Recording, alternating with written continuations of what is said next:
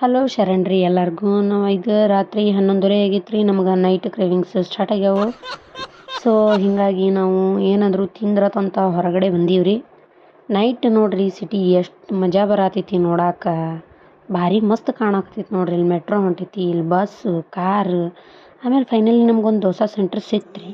So dosa order ಮಾಡ್ಕೊಂಡು ತಿನ್ನೋಣಂತ ತಿಂದ್ವಿ. ದೋಸೆ ತಿಂದಾದ್ಮೇಲೆ ನಮಗೆ ಬೇಕಾಗಿರೋದು ಟೀ ರೀ. ಹಾಗಾಗಿ ನಾವು ಟೀ ಹುಡುಕೊಂಡು ಮತ್ತೆ ನೆಕ್ಸ್ಟ್ ಹೊಂಟ್ವಿ ರೀ. ಸೊ ನೆಕ್ಸ್ಟ್ ಹೊಂಟ್ಮೇಲೆ ನಮಗೊಂದು ಟೀ ಸ್ಟಾಲ್ ಸಿಕ್ತ್ರಿ. ಬಟ್ ನನಗಿಲ್ಲಿ ಏನು ಶಾಕ್ ಗೊತ್ತೇನ್ರಿ, ಮಂದಿ ನೋಡ್ರಿ ರಾತ್ರಿ 11:30 12 ಆಗಕ್ಕೆ ಬಂದೈತಿ, ಆದರೂ ಇಷ್ಟು ಚಂದ ಕುತ್ಕೊಂಡು ಚಿಲ್ ಮಾಡತ್ತಾರ. ಇಲ್ಲಿ ಹಳ್ಳಿ ಒಳಗೆ ಸಂಜೆನೇ ಕುತ್ಕೊಂಡಿರ್ತಾರೆ ನೋಡ್ರಿ ಕಟ್ಟಿ ಮ್ಯಾಗ, ಹಂಗೆ ಕುತ್ಕೊಂಡು ಚಿಲ್ ಮಾಡತ್ತಾರ. ನನಗೆ ಗಾಬ ಅನ್ನಿಸ್ತ್ರಿಪ್ಪ.